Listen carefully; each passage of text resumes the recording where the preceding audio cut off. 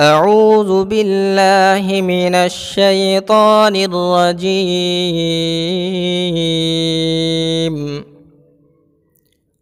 بسم الله الرحمن الرحيم.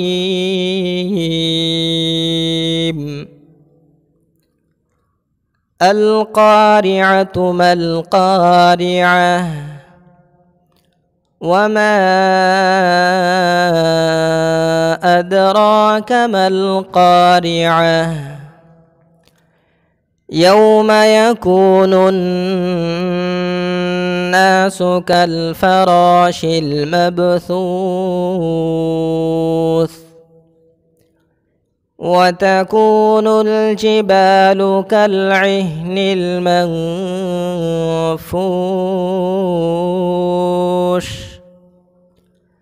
فأما من ثقلت موازينه فهو في عيشة راضية وأما من خفت موازينه فأمه هاوية وما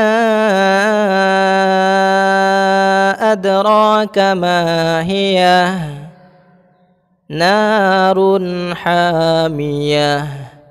صدق الله العظيم.